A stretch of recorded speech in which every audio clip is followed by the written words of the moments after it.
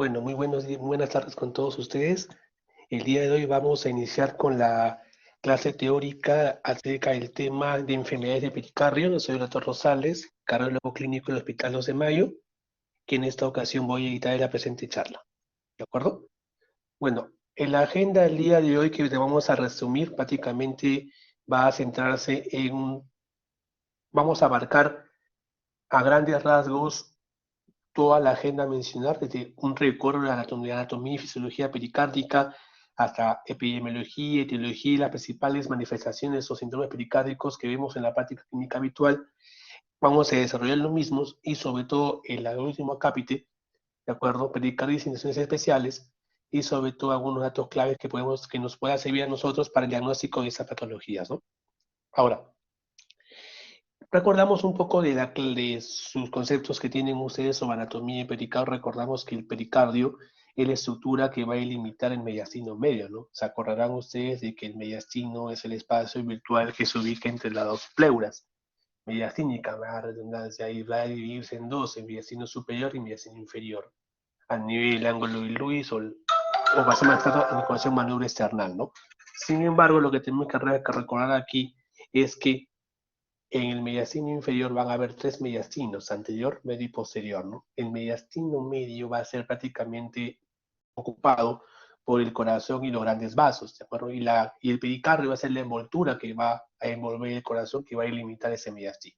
Ahora, se dice que su principal función, según los textos anatómicos clásicos como Scandalakis, el Branwell de Cardiología, el Tratado de Gray o el Testula Tarditan, ya sea descriptivo o topográfico, menciona que el pericardio su principal función era un soporte nada más, ¿no? O un medio de fijación del corazón. Vamos a ver más adelante que no solamente tiene esa función. Ahora, va a conformarse de dos partes en especial, el pericardio fibroso y el pericardio seroso. Y el pericardio seroso, a su vez, se va a delimitar en dos láminas, una lámina parietal externa y una lámina visceral interna. La lámina visceral, de acuerdo, es la que va a estar pegada al epicardio, ¿de acuerdo? Y el pericardio fibroso es la que va a estar prácticamente relacionada con musculatura fibrosa o tejido fibroso. Ahora, las funciones, a grandes rasgos, vemos aquí tienen posición de anclaje, de barrera y lubricación, secreción o función autocrina y transmisión del olor pericárdico mediante impulsos nerviosos. Vamos a ver más adelante que las funciones son mucho más que eso. Ahora, por anatomía recuerdan que había dos senos, ¿se acuerdan? Dos espacios en el cual el pericardio va a tener cierta participación, que son el seno oblicuo de Halley y el seno transverso de Tate, ¿no? Ahora, la utilidad de esos nombres es fundamental, sí, porque se pueden ver inclusive por ecocardiografía esos repliegues o esos recesos pericárdicos, ¿no? Recordar que el seno transverso de T se ubica posterior a la aorta y el tronco de la pulmonar en más o menos a este nivel, ¿de acuerdo? En cambio, el seno oblicuo de Haller, ¿de acuerdo? Este es un corte del corazón prácticamente sacado, ¿ya? Y acá prácticamente se va a encontrar posterior a la aurícula izquierda de desembocadura y venas pulmonares y cerca a la vena cava inferior, ¿no? Son los límites, así grandes rasgos, ustedes lo van a repasar en sus conceptos de anatomía sobre el seno oblicuo de Haller. Ahora,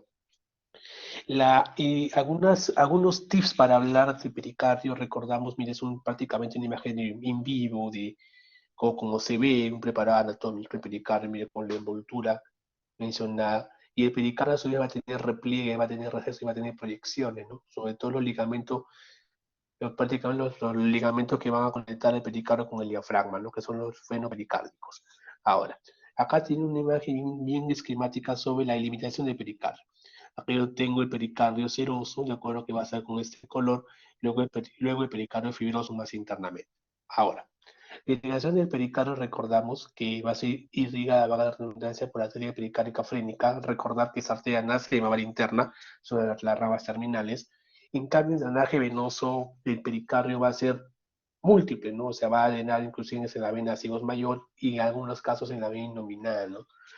Y la inervación de este pericardio, para ser más exacto, viene a ser por ramas de nervio frénico, ¿no? Que tiene una conformación más de fibras nerviosas somáticas y sensoriales, más tipo sensorial que somática, y con poco componente neurovegetativo, ¿no? Pero es una proyección nerviosa, más en el caso del pericardio, ojo, del pericardio más externo, el pericardio parietal. El pericardio visceral es prácticamente eléctricamente inerte, ¿de acuerdo? Ahora, Este dibujo que les pongo acá a propósito es porque tanto el pericardio seroso, para ser más exacto, el pericardio seroso y fibroso, ¿de acuerdo? Va a tener conformación, ya sea en menor cantidad o en mayor cantidad, de estas células, que son las células mesoteliales, ¿no? Las células mesoteliales van a estar muy relacionadas con el pericardio, van a conformar una parte de su estructura. Acuérdense que todos los que son envolturas de cavidades, pleura, pericardio, son, su conformación celular son por esas células que van a secretar líquido.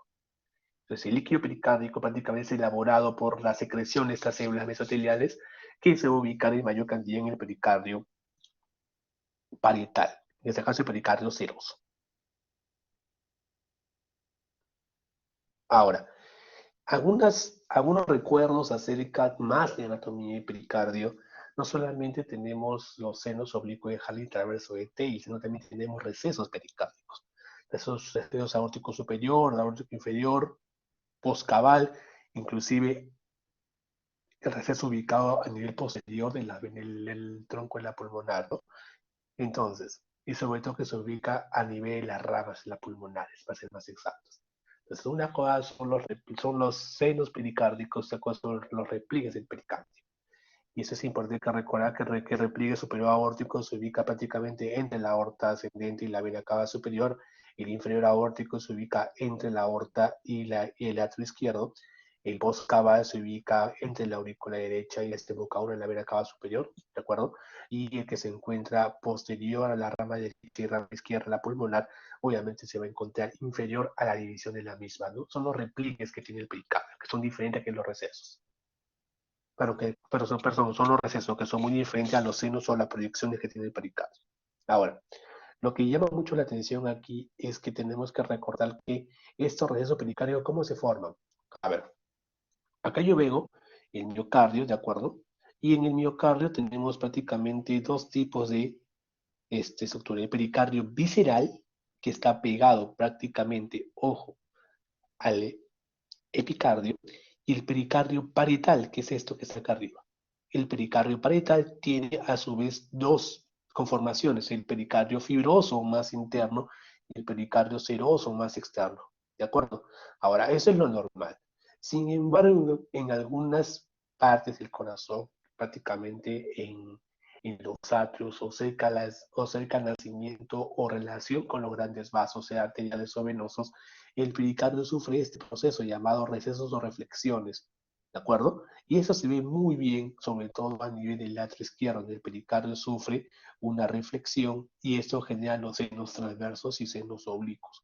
Entonces, los senos transversos y oblicuos generalmente son ocasionados por reflexiones del pericardio que se van a adaptar de acuerdo a la anatomía y al contorno cardíaco y venoso y vasos y de grandes vasos, para ser más exactos. ¿Correcto? Es muy diferente hablar de recesos que de proyecciones.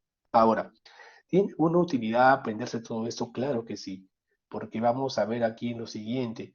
En la ecocardiografía, ¿de acuerdo? Esta es una ecocardiografía con una imagen de un paresternal eje largo. Aquí vemos un derrame pericárdico, ¿de acuerdo? Que viene siendo un espacio separado de estas dos hojas. Y recordamos que esta es la aurícula izquierda y acá estaba sobre la aorta descendente torácica, ¿no? Entonces, recordemos que el seno aquí el seno oblicuo de Haller se ubicaba en donde posterior a la aurícula izquierda de las venas pulmonares y la cava inferior, ¿no? Esto que está se ubica posterior al atrio izquierdo. Entonces, toda esta proyección que se encuentra acá, ¿de acuerdo? Viene a ser el seno oblicuo de Haller. Ahora, ¿normalmente se ven? No. ¿Por qué no se ven? Porque usualmente la cantidad de líquido que secreta en las células mesoteliales, en la envoltura pericárdica, es mínima, ¿no? Y aquí sí tengo que tener una aclaración con la biografía que vayan ustedes a revisar, de repente puede ser motivo de un reclamo biográfico con un examen. No existe un consenso en el cual sea la cantidad fisiológica exacta de líquido pericárdico. Me explico mejor. Ustedes revisan Guyton, Gannon, Resguerres, los libros de fisiología clásicos y te dicen que el volumen del líquido pericárdico normal es menor de 50 cc. ¿De acuerdo? Y eso también creo que está en Farreras, en Harrison. No sé si va a cambiar en última edición. Sin embargo, si ustedes revisan literatura, como la que estoy mencionando acá, mencionan que el líquido pericárdico normal, de acuerdo, es un texto de ecografía, por si acaso, dice que es hasta 45 cc. Luego otras revisiones más recientes, 2017, 2018, inclusive una de 2020 mencionan que es hasta 40 o 47. O sea, con que ustedes se acuerden este parámetro, que sea menos de 50 cc, que es el punto de corte en la mayoría de literatura es como un estándar, que cantidad de líquido pericárdico normal, ¿de acuerdo? 50 cc es por consenso, lo estamos mencionando en la teoría, ¿de acuerdo? Porque no va a variar con respecto a a las demás diferencias que le acabo de mencionar. En segundo lugar, obviamente acá le pongo un dilema, o sea, si aumenta más el derrame pericárdico, ¿se va a ver más los espacios? Por supuesto que sí, ¿no? Porque el derrame pericárdico se define entre separación de las 12 hojas pericárdicas, ¿de acuerdo? Y nosotros hacemos medidas y podemos calcular o estimar la severidad de ese derrame, inclusive podemos calcular un aproximado, o inclusive a veces podemos calcular el volumen exacto del líquido pericárdico por eco, ¿no? Entonces, eso también tenemos que recordar. Mientras más se produzca, pues más se van a ver. Ahora, y si no se ve, ¿quiere decir que el líquido pericárdico? Claro que sí hay. Dijimos que lo fisiológico es hasta 50 cc, ¿no? Entonces, moraleja, lo normal pasa a 50 cc. Si no, esta cantidad fisiológica, en la mayoría de casos, o casi todos, no va a permitir ver los recesos, las proyecciones del pericardio, y solamente se hace bien cuando el líquido supera esta cantidad, ¿no? Ahora, vamos a hablar un poco de histología, así a grandes rasgos. Recordamos que el pericardio tiene una conformación histológica muy particular. ¿Por qué? Porque acá yo veo cortes histológicos de diferentes capas del pericardio. El pericardio seroso, fibroso y visceral. Ya. Esta que está acá más o menos viene a ser las células mesoteliales, ¿de acuerdo? Acá tengo poca cantidad de tejido fibroso, poca cantidad de fibras elásticas, poca cantidad de colágeno. En el pericardio fibroso tiene una mayor cantidad de estructuras fibrosas, de fibras musculares, para ser exacto, por la menor cantidad de fibras elásticas. Ambos producen una cantidad de líquido pericárdico similar, la que produce más el pericardio seroso en comparación de estos dos. Y el pericardio visceral, ojo, es el que va a estar pegado al miocardio, o sea, al epicardio. Acá vemos células prácticamente los miocitos cardíacos con la conformación clásica, y acá se encuentran las células mesoteliales con la envoltura pegada al epicardio.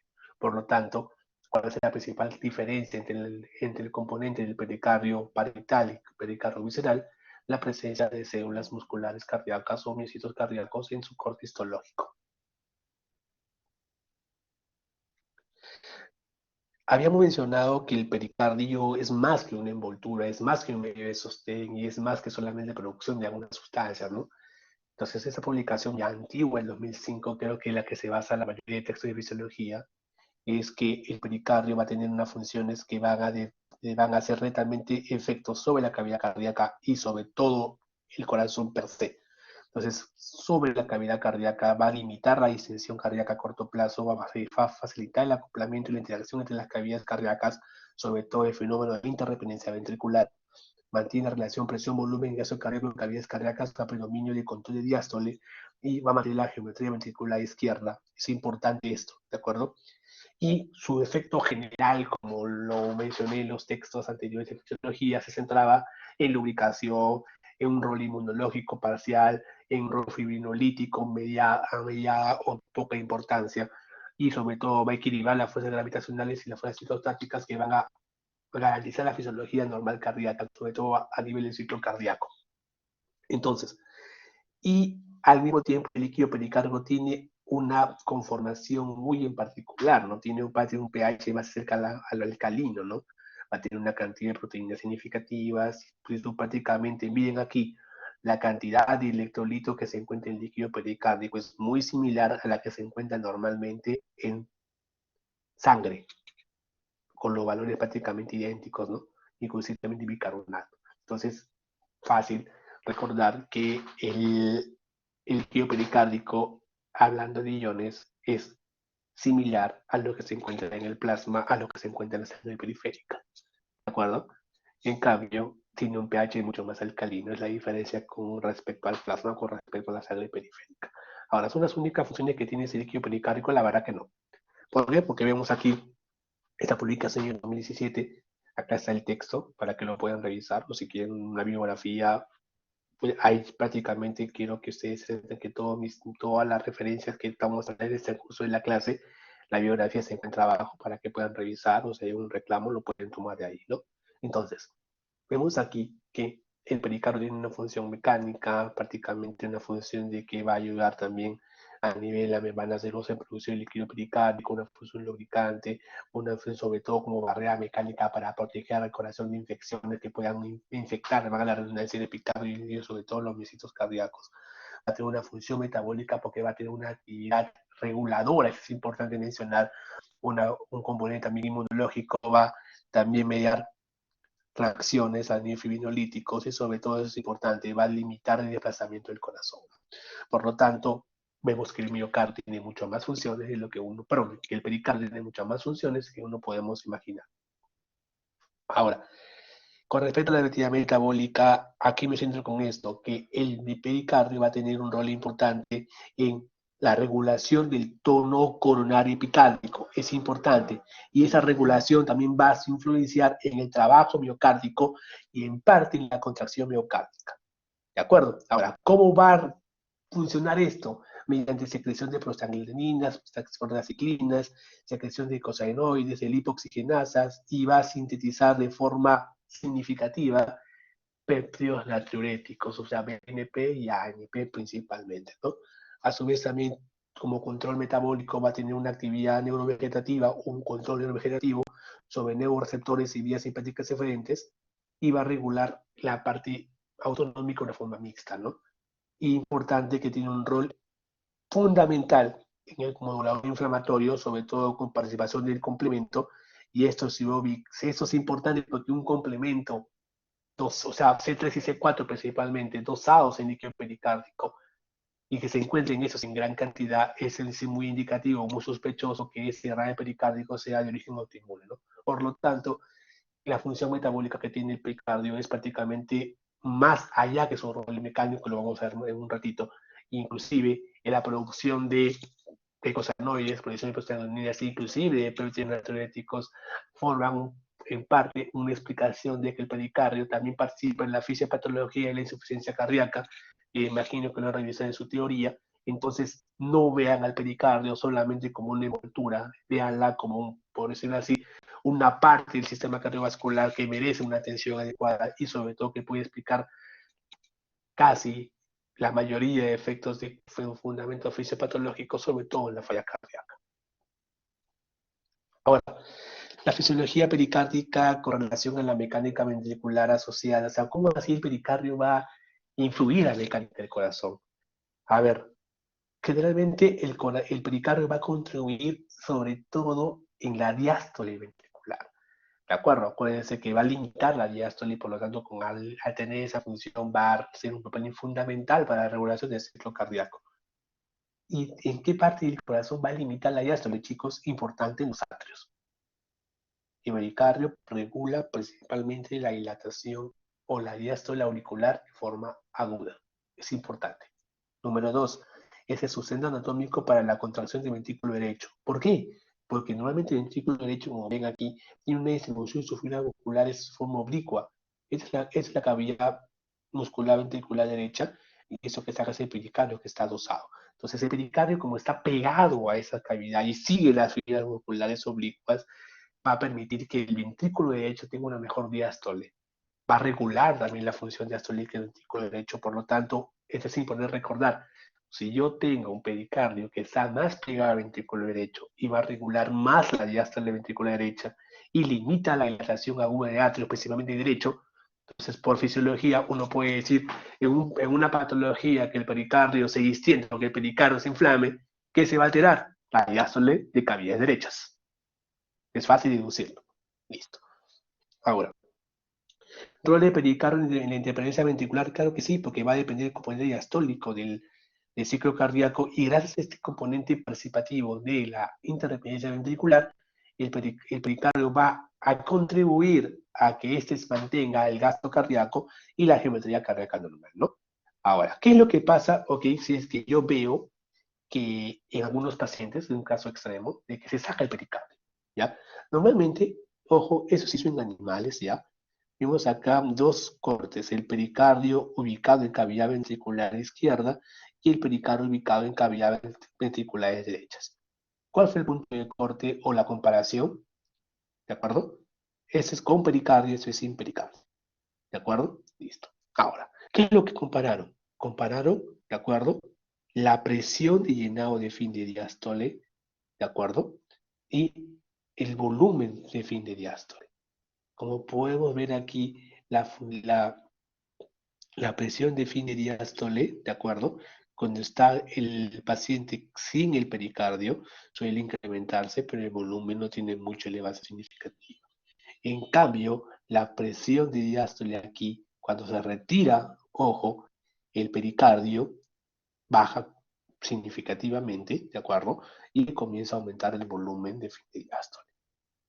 Entonces, de manera de conclusión, en cavidades izquierdas no va a haber mucho cambio significativo con respecto a los volúmenes diastólicos, en cambio en cavidades derechas sí lo va a haber.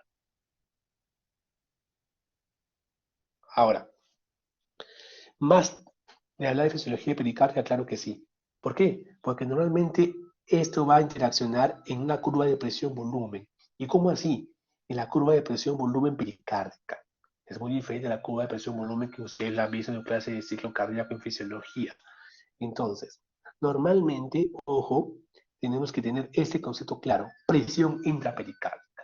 ¿De acuerdo? La presión intrapericárdica, ¿de acuerdo? Es una parte de una ecuación, sobre todo de esto, la presión transmural. La presión transmural, de acuerdo, que es la presión que sí, prácticamente, aquí voy a ponerlo acá con un grafiquito, ¿ya? Eso que está acá es la cavidad cardíaca, ¿ya? Esta presión es la presión transmural, ¿de acuerdo? Esta presión es la presión transmural.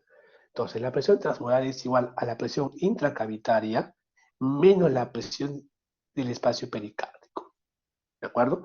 Normalmente eso es importante. ¿Por qué? Porque si yo tengo alteraciones en la presión intrapericárdica, la presión transmural se va a alterar. Y si la presión transmural se altera, va a aumentar la resistencia a nivel de cavidades.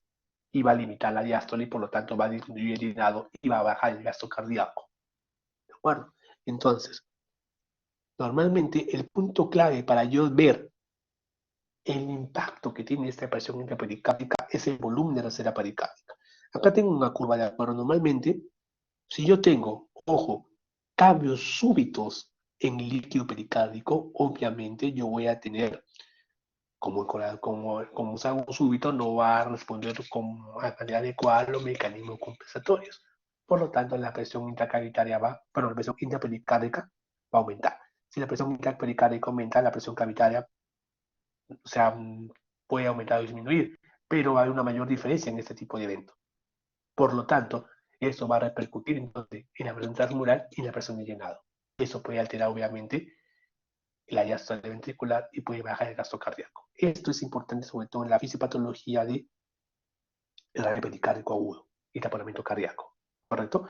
En cambio, si yo tengo una infusión pericórdica crónica, no va a haber mayor cambio en la presión porque va a haber poca cantidad de líquido que se va a secretar conforme el tiempo, no es una secreción abundante y súbita. Por lo tanto, el pericardio va a distenderse, va a adaptarse, la presión no va a variar y llega un punto en el cual ya eso puede pasar meses o años, ¿de acuerdo? Ya van a romper la barrera fisiológica que puede contrarrestar este tipo de eventos y comienzan a haber mayor acumulación de líquido y mayor presión. Pero eso es mucho más lento, mucho más gradual en comparación de algo agudo y súbito. Entonces, recordar que con un contexto crónico lo que va a evitar ese aumento súbito de presión intrapericárdica es que una enfermedad en patologías crónicas, ejemplo tuberculosis, el pericardio también sufre un fenómeno de remodelado, sufre un fenómeno de fibrosis, un fenómeno de engrosamiento y de hipertrofia de células mesoteliales, células fibrosas o células mesenquimatosas. Por lo tanto, esto va a hacer que aumente más la superficie de extensión del pericardio, por lo tanto va a haber mayor extensión, mayor capacidad de distensión y la presión intrapericárdica no se va a ver tan afectada en comparación de algo agudo, ¿no? Entonces ya más o menos recordando estos conceptos generales sobre fisiología, vamos a hablar ahora de los que realmente nos competen, ¿no? Que son las enfermedades del pericardio. Ok, Normalmente, ¿cuál es la patología pericárdica más frecuente? La pericarditis. Punto clave número uno. Punto clave número dos, la pericarditis en general es una causa de ingreso de urgencias por cuadro neurotorácico hasta un 5% de todos los casos. O sea, las enfermedades de pericardio es el 5% de todas las causas que ingresan de origen cardiovascular en los servicios de urgencias. La incidencia, como puede ver, es variable y eso es importante. Los varones presentan un riesgo mayor de pericarditis, el doble que las mujeres, sobre todo los adultos jóvenes. ¿Ya? La mortalidad en pericarditis es baja, pero aumenta según la edad y obviamente aumenta si es que se asocia una infección bacteriana o que sea una pericarditis purulenta versus que se asocia a un foco neumónico concomitante, ya que es importante. La recurrencia de estos casos se presenta casi un 30% en los primeros 18 meses tras un episodio de pericarditis aguda. ¿Qué quiero decir con esto? Que un paciente que usted diagnostique en pericarditis aguda, ¿cuál va a ser su periodo de tiempo de seguimiento? 18 meses. O sea, solucionas el problema, solucionas todo eso, no necesitas que se haga su vida normal, ¿no? Obviamente con ciertas restricciones que lo vamos a hacer más adelante, pero tienes que observar a tu paciente los primeros 18 meses para decirle que ya no va a tener recurrencias, porque las recurrencias pueden aparecer en un gran porcentaje. Listo. El radio pericárdico en urgencias es una causa frecuente, ¿de acuerdo? ¿Y cuáles etiologías van a ser las que van a desencadenar este radio pericárdico en urgencias? Primero, la falla renal. Pues acá vamos a hablar de causas secundarias, ¿ya? Porque la pericarditis puede causar secundaria de pericardio. Entonces, el radio pericárdico en urgencias de causa secundaria a la cabeza falla renal. En segundo lugar, insuficiencia cáncer posterior neoplásicos. Y en tercer lugar, insuficiencia cardíaca. Entonces, si llega un paciente a la emergencia y no tienes datos epidemiológicos clínicos de que pueda tener una pericarditis, pero tiene electro con poco voltaje, etcétera, obviamente tienes que buscarle esas tres causas secundarias para que puedas ver que ese radio pericárdico sea por esas etiologías que son frecuentes. En cambio, la mayor urgencia, que es el taponamiento cardíaco, es una causa poco común en los servicios de urgencia. O sea, no es frecuente encontrar taponamientos cardíacos todos los días, ¿no? Pero sí es una patología o es una entidad que hay que tener mucho cuidado y hay que actuar de inmediato. Y los pacientes con taponamiento cardíaco, casi una cuarta parte, no tenían antecedente de patología que podría inducir un daño pericárdico antes del diagnóstico. ¿Qué quiere decir esto? Generalmente, a veces debutan así con taponamiento cardíaco y uno tiene que pensar qué patología puede hacer ese evento tan súbito, ¿no? Y a la cabeza va TB, en su medio a la cabeza va procesos neoplásicos, ¿no? Listo. Entonces, normalmente las etiologías de enfermedad del pericardio suelen ser una etiología multifactorial, es decir, tenemos que ir un sustrato epidemiológico, la condición social, cultural, económica y también de salud del paciente y el contexto clínico, cómo se presentan esas patologías. De forma sencilla se puede dividir en dos grandes grupos, ¿no? En causas infecciosas y causas no infecciosas. En causas infecciosas, obviamente, a la cabeza en países desarrollados, la causa viral es la patología más frecuente, ¿de acuerdo? De enfermedades del pericardio, ¿ya? Pero en países en vías de desarrollo, a la cabeza TB, como causa infecciosa, ¿de acuerdo? Listo. Y ahora, últimamente, COVID-19, o una infección por SARS-CoV-2, ¿ya? Ahora, dentro de las causas no infecciosas tienes un montón, ¿no? Para que te diviertas, ¿no? De causas traumáticas o iatrogénicas, inducidas por fármacos, inclusive enfermedades raras como amiloidosis, disección de aorta en contextos de síndrome isquémico coronario agudo o un síndrome isquémico agudo asociado, ¿de acuerdo? Hipertensión arterial pulmonar, falla cardíaca crónica descompensada. Ya ustedes han visto esto en su segmento anterior. También las patologías autoinmunes también pueden causar enfermedades pericárdicas en la cabeza, lupus, o también los fármacos que dan para el lupus, como procainamida, lacina, etcétera, ¿no? O que se llama lupus inducido por fármacos, disculpen, ese es el término más adecuado, lupus inducido por fármacos. Fármacos antineoplásicos, aminos asociados a cardiomiopatía, pueden ocasionar DP, como la doxorubicina, principalmente, ¿no? Y ya un poco más raro, pues la pericarditis por hipersensibilidad, inclusive causada por amibarona, clozapina, minoxidil, etc. Como pueden ver, la etiología es múltiple y por lo tanto tenemos que ver y enfocar al paciente de acuerdo a una buena historia clínica. Ahora, Con respecto a los síndromes pericárdicos, ¿cuáles son y cómo se definen? Siempre en la cardiología existe una rivalidad, por decirlo así, entre qué dice la sociedad europea y qué dice la sociedad americana. Y siempre cada año los americanos publican algo, los europeos publican otro, o sea, hay que uno ver e inclinarse a qué tipo de escuela uno quiere seguir. No quiere decir que no esté mal o esté bien, sino tienen unos matices, ¿de acuerdo? Entonces, le pongo estos dos gráficos por las dos sociedades más importantes del mundo con respecto a la cardiología, y puedo decir que en pocas cosas se ponen de acuerdo, y una de esas es la patología pericárdica. ¿Por qué? Porque las definiciones prácticamente son casi las mismas, por no decir iguales, y eso me parece algo genial. Entonces, dividen a la pericarditis, a los síndromes, mejor dicho, entre estas patologías, con estas definiciones. Pericarditis aguda, incesante, recurrente y crónica. Pericarditis aguda para los americanos y también para los europeos, ese es el punto de corte, chicos. Duración del evento de 4 a 6 semanas. ¿De acuerdo? Pericarditis crónica, una pericarditis que dura más de 3 meses. Listo. ¿A qué se llama pericarditis recurrente, doctor? Pericarditis recurrente se llama a la recurrencia de la pericarditis después de un episodio documentado de pericarditis aguda, después de 4 a 6 semanas libre de síntomas. Correcto. Entonces no quiere decir de para que el paciente que tú ya sacaste de pericarditis aguda esté cachete, no, porque puedes tener 4 o 6 semanas de tiempo que puede recurrir la pericarditis. Y acuérdense que 30% o casi 40% de las pericarditis agudas suelen tener recurrencias. Entonces, por eso hay que vigilar al paciente en ese periodo de tiempo, ¿no? Entonces, pericarditis recurrente, ya he explicado hace poco. En cambio, la pericarditis incesante es aquel cuadro de pericarditis aguda que sus síntomas no mejoran después de 4 a 6 semanas de tratamiento. Entonces, ¿cuál es lo que lo diferencia entre una incesante y una recurrente? La recurrente tiene que tener sí o sí un periodo libre de síntomas. En cambio, el incesante sigue sintomático por mucho tiempo. Ahora, ya para hablar de pericarditis aguda, recordar que la causa más frecuente, ¿ya?, de ingreso a los servicios de urgencias por dolor torácico de origen pericárdico. Es decir, ¿cuál es la causa más frecuente de síndrome del dolor torácico que no sea coronario? Pericarditis.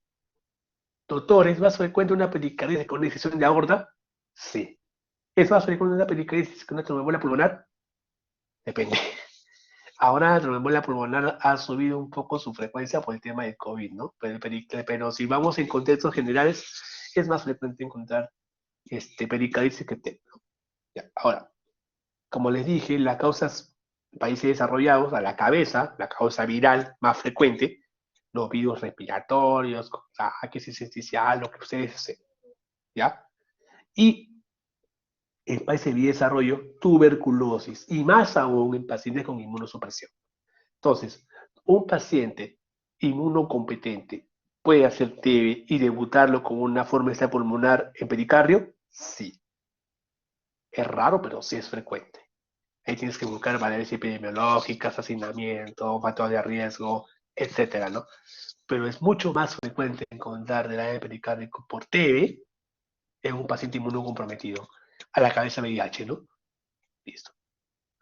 Ahora, siempre es importante recordarse un dato que también le puede servir mucho a ustedes al momento de ver al paciente o resolver preguntas de examen, es esto.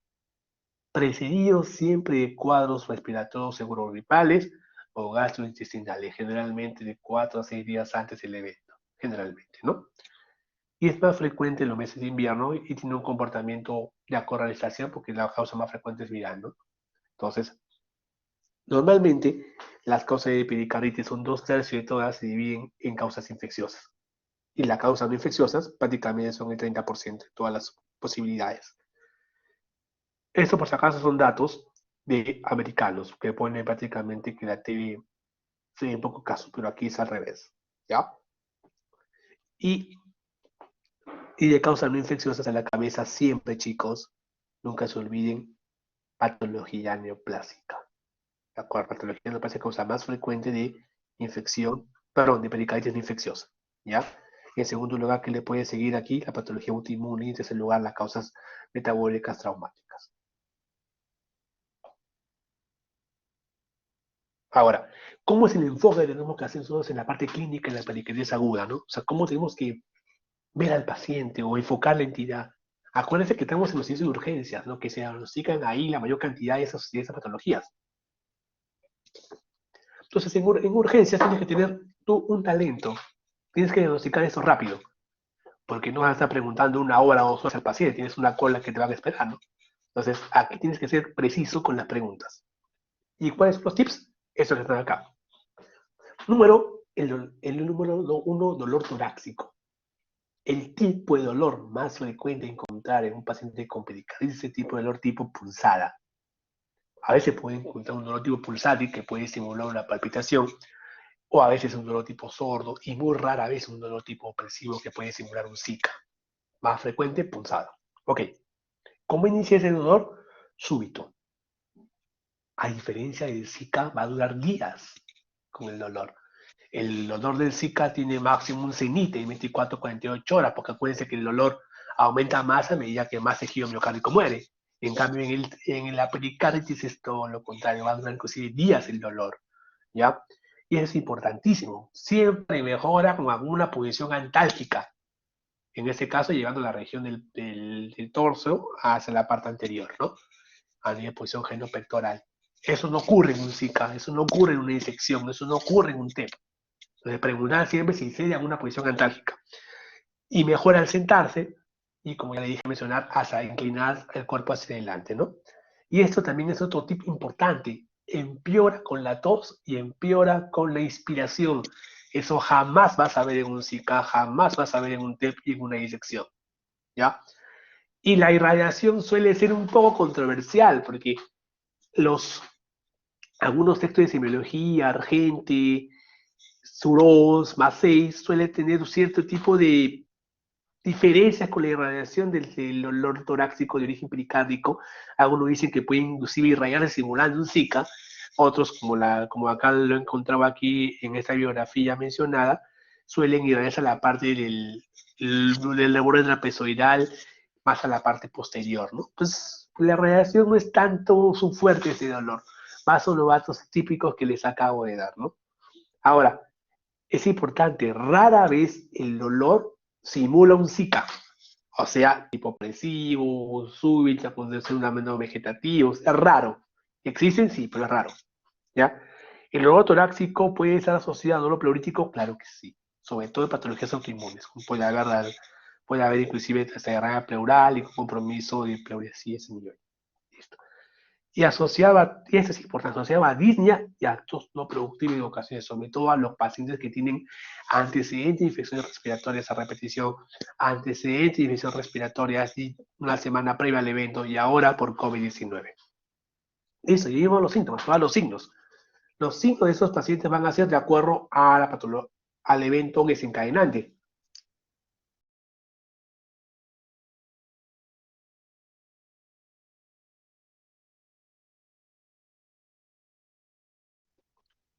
¿Cuáles van a ser esos signos? Va a tener una fase ansiosa o disconfort, porque duele el dolor, va a ganar redundancia en enfermedad pericárdica, va a tener febrícula porque está asociada a infecciones respirales, y eso es importante. En la auscultación van ustedes a presentar un frémito pericárdico o forte pericárdico, producido por la fricción de las hojas de pericardio que están inflamadas, ¿no? Estas se van a encontrar hasta un 60% o 80% de los pacientes con pericarditis aguda, y ¿dónde se va a auscultar? En el borde central izquierdo, aproximadamente en el paciente intercostal. ¿Cómo tú puedes encontrar más este frémito? Al paciente lo pones hacia adelante, pones el paciente intercostal y vas a escuchar. O hace que el paciente se ponga en cuclillas para que puedas poner. Y haces que tome aire, porque aumenta y se intensifica el dolor en la inspiración. ¿De acuerdo? Y la característica de este frote es que no desaparece con el apnea. Punto clave importante. ¿Ya? Y obviamente, aparte de otros signos que pueden asociarse a patología pericárdica, pérdida de peso, erupciones cutáneas, si estamos hablando de patologías autoinmunes, artropatía, congénita reumatoide, tema malar, caída de pelo, sangre por lupus de un todo sistémico, una cosa muy frecuente de pericarditis aguda de origen autoinmune, y prácticamente otras cosas más, ¿no?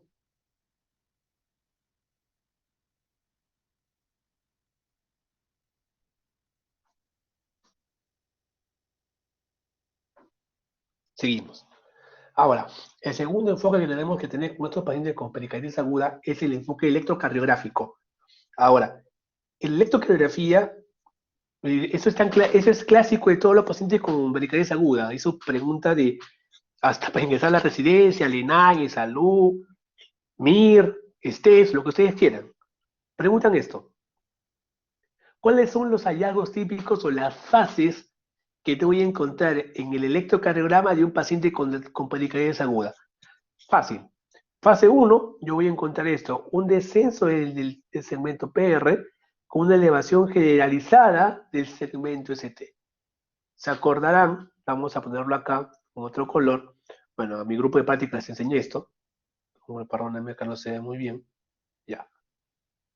Normalmente, cuando tú tienes un Zika, tienes un vector lesión, ¿sí o no? Que apunta a la lesión. Polo positivo, polo negativo. Y el vector lesión, electrocardiográficamente hablando, se representa con la elevación del segmento ST o el descenso del mismo. Para yo considerar elevación tiene que haber lesión subepicárdica, ¿sí o no? Correcto. ¿Qué es lo que pasa con la pericarditis? ¿Es una lesión localizada o difusa? Difusa, porque se inflama tanto el pericardio parietal como el pericardio visceral. El pericardio visceral aún está pegado, chicos, al epicardio. Por lo tanto, ¿inflama o no inflama el epicardio? Lo inflama. Y si lo inflama, ¿tengo un solo vector lesión o tengo múltiples? Tengo múltiples. ¿Tengo una resultante o tengo más resultantes vectoriales? Tengo más resultantes vectoriales. Por lo tanto, yo voy a encontrar ahí elevación difusa del segmento ST sin imagen en espejo, que es lo característico de la pericarditis y no lo vas a ver jamás en un Zika. Correcto. Entonces, ese es número uno. ¿Y por qué pasa eso, doctor? Fácil, porque el pericardio de por sí, como le dije, una de sus propiedades es eléctricamente inerte. ¿Y qué es lo que va a representar en la electrocardiografía? No el pericardio, sino el pericardio que está pegado al epicardio, o sea, el pericardio visceral. Eso es lo que va a ser representado a nivel electrocardiográfico. Correcto. Segundo punto importante, antes de hablar de la diapositiva. Si yo tengo el pericardio inflamado, obviamente yo voy a tener un montón de supra, ¿ya? Pero, pregunta, si yo tengo algo que haga que el potencial eléctrico que se grafique en un papel, en este caso el papel electrocardiograma, disminuya la amplitud, disminuya la capacidad eléctrica, la propiedad para poder representarlo gráficamente, ¿cómo yo voy a ver el electro en un paciente con drenaje pericárdico? Pudo haber disminución de la onda R, disminución del voltaje. ¿Es isquémico? No, porque de repente está lleno de agua el paciente, no está lleno de líquido pericárdico, por lo tanto, no va a transmitir el impulso eléctrico para ponerle en el papel electrocardiográfico, no se va a graficar bien. Entonces, es muy diferente el electro que yo voy a encontrar en una DP que en una pericarditis aguda. Bueno, sigamos con un slide. Entonces, aquí tenemos que ese tipo de hallazgo se observa en el 60% de los pacientes con pericarditis aguda. Entonces, ¿ese patrón neumónico? No. Segundo lugar, el 40% de los pacientes con pericarditis aguda, esto es importante, chicos. El electro no te da diagnóstico de pericarditis aguda, a diferencia que lo hay un Zika. Y en el Zika no hay discusión, se eleva el ST, tal vector, tal cara, arteria culpable, más dolor, infarto, más con enzima positivo, obviamente. En este contexto, si no sacas una buena anamnesis o un buen ensayo físico y te guías por el electro, vas a fallar 40%, porque puedes inclusive tener pacientes con electro normal. ¿De acuerdo? Tercero, Los principales diagnósticos electrocardiográficos para este caso viene a ser Zika. Aquí viene a ser una crítica y una observación al mismo tiempo. Crítica. Doctor, usted me acaba de decir que en el Zika hay imagen en espejo y en la pericarditis no. ¿Por qué entonces me dice un diagnóstico diferencial? Acuérdense que el diagnóstico diferencial es un diagnóstico alterno que puede ser una posibilidad diagnóstica. ¿Sí o no? Pero si me acaba de decir tú un concepto, ¿por qué me pone como Zika diagnóstico diferencial? Sencillo. ¿Qué dijimos? El 40% de los pacientes con pericarditis no tiene este patrón. Por lo tanto, también pueden simular un Zika por electro. Ya les estoy complicando la vida. Entonces, ¿cuál es la clave? La anamnesis y examen físico. Esa es la clave. ¿Ya? Y reparación precoz también es una diferencial. A ver, la fase, como dijimos, fase 1, el PR desciende, el ST se eleva difusamente. La fase 2, una fase transicional, inicio tardío. Y el punto J va con tendencia a la línea eléctrica y la onda T se suele aplanar. En la fase 3, el ST se vuelve isoeléctrico con un ligero descenso, pero más se ve una onda T negativa, asimétrica, de corta amplitud. Y la cuarta fase, el electro se normaliza, ¿no? Entonces, esas son las fases que pueden que les pregunten. Pero ya saben que este tipo de patrón solo se ve en un 60% de todos los pacientes. Biografía, el estado del arte de Jack de 2020. Ahora, lo mismo prácticamente ya mencionado, pero aquí lo que me llama mucho la atención es aquí que las fases electrocardiográficas que hemos visto en el slide anterior suelen verse también con respecto al tiempo de enfermedad. Empecemos. Cuando yo veo un descenso del segmento PR en casi todas las precordiales, excepto en ABR, que yo veo un supra de ese segmento, más una elevación difusa del segmento CT, generalmente este paciente tiene horas o algunos días de enfermedad. ¿De acuerdo? Si yo tengo un electro con estadio 2, generalmente la enfermedad tiene un poco de más de 3, 5 días, inclusive unas 2 semanas de enfermedad. Estadio 3 tiene enfermedad prácticamente en varias semanas, y el estadio 4, que es un electro normal, puede ser inclusive que ya tenga meses de enfermedad, ¿no? Es importante mencionar esto, sí es importante. Ahora, pregunta, ¿se respetan estos tiempos en todas las fases del electro? No. Una cosa es lo que te dicen los textos, y otra cosa muy diferente, lo que ves en el paciente. Con fines de evaluación, hacer caso a la teoría.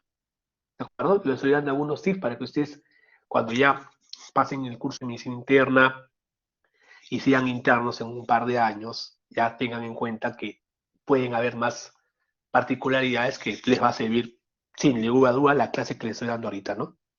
Ahora, miren esto, chicos. Este es un electro clásico de pericarditis, generalmente, ¿no? ¿Sí o no? A ver, quiero su participación de alguno de ustedes en el chat. Vamos a hacer esta clase un poco interactiva, ¿ya? A ver, miren este electro de acá, el que está en gris. Ojo, el que está en gris. ¿Les parece un electro típico de pericarditis o no? A ver, quiero sus comentarios, chicos. Sin miedo. ¿Ese electro de la izquierda les parece un electro típico de pericarditis? Mírenlo bien. Melissa, ya, perfecto, Melissa, elevación difusa de semana ST. Ya, perfecto. Ya, muy bien, inflexión de PR, ya, perfecto, perfecto. Muy bien, Maizú, muy bien. ¿Alguien más ve algo extraño en ese electro? Ojo, hablo el de acá, no hablo que está acá el de color medio rosa, hablo el de acá, el que señala el puntero, el que ha hecho el dedito.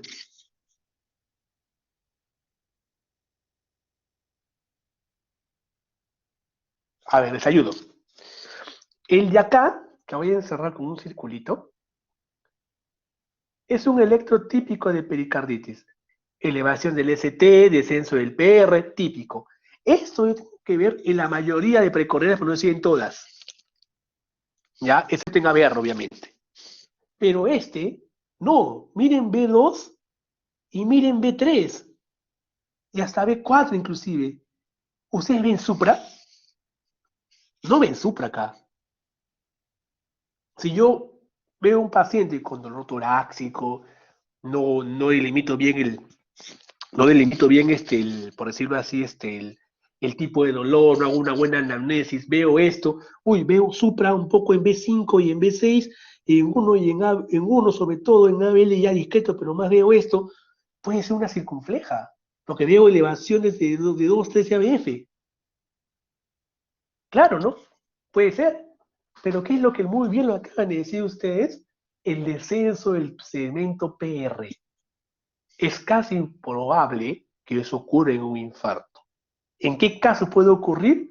Cuando existe un infarto de circunfleja de rama auricular, que es rarísimo, ¿ya? Pero muy bien lo acaba de decir Melissa y Maizú, es el segmento PR infranivelado. Ok, hay un signo que le estoy poniendo acá que se llama el signo de Spodek, ¿ya? Sí, disculpe si lo estoy valiendo con tantos números o con tantos datos, pero quiero que ustedes aprendan más ese tipo de conceptos. Ese signo de Spodek es casi patognomónico en los pacientes con pericarditis. ¿Y cómo es el signo de Spodek? Frecuentemente se encuentra aquí y la clave es observar el segmento TP. ¿Cuál es ese segmento? Chicos. Esto que voy a encerrar es el segmento TP. ¿Qué particularidad tiene ese segmento TP? Tiene una desviación hacia abajo, porque mire, yo acá pongo la cúspide de la onda P y miren el segmento TP, se va hacia abajo, ¿sí o no? Eso es el signo de Spodek, dirección descendente o oblicua del segmento TP asociado a descenso del segmento PR y elevación difusa del segmento ST. ¿De acuerdo? Entonces, doctor, yo no puedo encontrar elevación difusa en todas las precordiales, como acá, ¿no? Acá prácticamente aparece un elevado lateral, ¿no? Pero ¿qué es lo que hay acá diferencia? Esto, mire, si no es Spodek. Acá está, mira, TP, que se ve sobre todo en D2, TP. Eso no está en su Vélez, sino está en su Dubín. ¿Ya? Eso, chicos, nunca se olviden, por favor, ¿ya? Conce. Ahora, siempre existe la eterna rivalidad, no solamente americanos con europeos, y no solamente, no sé, que vamos a jugar la selección peruana con Colombia en un par de días, ¿no? Si no existe esto. ¿Cómo yo diferencio un electro de pericarditis con Zika? Y esto ha sucedido, ¿ah? Si no prestan atención a esto, van a ir a la emergencia y van a trombolizar pericarditis. Suena un poco increíble, pero pasa. Es cierto, hay casos obviamente, ¿no? Pero por eso quiero que ustedes presten atención a este tipo de situaciones. A ver, ¿cuáles son las características de un electro con pericarditis? Ya la hemos mencionado, signo de Spodek, TP con descenso oblicuo, PR infranivelada, excepto en ABR, que está suprado, supra en la mayoría de precordiales, e infra en ABR, ¿de acuerdo? El ST, ¿de acuerdo? Ausencia de onda Q patológica. ¿Recuerdan su clase, sus cursillos? La definición clásica de castellano era una que define una Q patológica si cumplía dos de los tres criterios. Número uno, que la amplitud de la onda Q sea mayor al 25% de la amplitud de la onda R. Número dos, que la duración de la onda Q sea mayor a 0.04 segundos. Y punto número tres, que haga muestras en su rama descendente o en su rama ascendente. Esa es la definición clásica de castellano. Doctor, pero yo he visto mi guía, me han enseñado en mi C, la guía de la Sociedad Europea de Cardiología de 2017, de SICA, que dice un montón de una Q. Ya, normal. Esa si quieres te la aprendes. Es más engorrosa. Pero si puedes aprendértela, esos son los criterios actualmente validados, ¿ya? Para definir onda Q patológica. Pero lo de castellano es una definición práctica que quiero que ustedes recuerden siempre, a menos que quieran ser cardiólogos. Esto que está aquí, chicos, ¿por qué? Porque generalmente no aparece Q patológica en una pericarditis, porque no hay necrosis transmural. ¿Puede haber una onda Q que no sea patológica? Claro que sí. Pero una onda Q patológica siempre es necrosis transmural, hablando de colegio isquémico. Y la onda Q pericarditis no puede aparecer nunca. ¿Correcto? Tercera característica. Suele haber variabilidad con la onda T, y eso va a depender mucho de qué estadio de enfermedad me encuentran, ¿no? ¿Se acuerdan que en estadio tardío 2 y sobre todo en estadio 13, un electrotípico de pericarditis, la onda T suele ser simétrica, pero asimétrica, negativa, de corta amplitud, ¿sí o no? Entonces, pero generalmente la mayor diferencia que los distingue entre un Zika y sobre todo un paciente con pericarditis es la elevación difusa, el ST. Pero vamos a ver si no todo es cierto, ¿no? A ver, la pregunta del millón. Aquí, chicos. ¿Cuál es pericarditis? A ver, escriban, ¿izquierda o derecha? Perdón, ¿cuál es el infarto? Perdón. ¿Cuál es el infarto? ¿Este o este? A ver, escriban sus comentarios, por favor, chicos. Vamos a sombrear. ¿Este es el infarto con el color rojo o este es el infarto con color azul?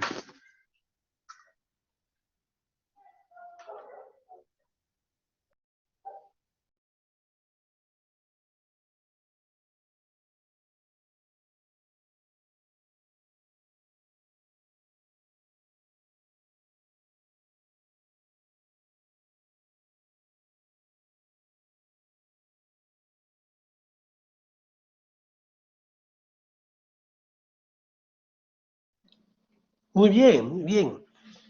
El infarto es el azul, ¿ya? Ahora, ¿por qué le digo esa trampita? ¿Qué es lo que dicen algunos textos clásicos sobre la elevación de según CT por carditis? Doctor, yo he leído, me han dicho por ahí que la elevación de según CT en un paciente con pericarditis es prácticamente convexa, ¿no? Y un Zika es cóncava. El de acá, miren, el de acá tiene una elevación, miren, casi convexa, pero cóncava, perdón, ¿no? Cóncava, puede ser pericarditis, ¿no? Pero acá también un poquito, ¿no? Es un típico, ¿no? Pero la morfología de la elevación del ST no siempre es patrón mnemónica, por si acaso. ¿Ya? Ahora, trampita. ¿Qué hemos dicho? Acá están las diferencias. Esto, chicos, quiero que se la aprendan, ¿ya? Aquí miro, cóncavo, convexo. Es lo que dice, ¿sí o no? Elevación difusa, elevación regional. No Q, Q. Y siempre aquí, miren, les dije, el segmento PR, como es en pericarditis, infradesnivelado. Y yo planteo esa pregunta. ¿Se cumple siempre? No. Publicación, año 2020, calientita. Esto, por si acaso, chicos, es el infra del PR en múltiples precordiales que creían que era pericarditis, pero ¿qué era? Era un Zika. Esta es una coronariografía. Pregunta, ¿en una pericarditis puedes tener coronarias enfermas? Sí, sí puedes tener coronarias enfermas en la pericarditis. Pero la coronaria enferma tiene que ser necesariamente la arteria culpable de un infarto, ¿sí o no? En pericarditis puedes tener coronarias enfermas, pero leve a moderada, no te va a causar gran cosa. En cambio, en un Zika sí.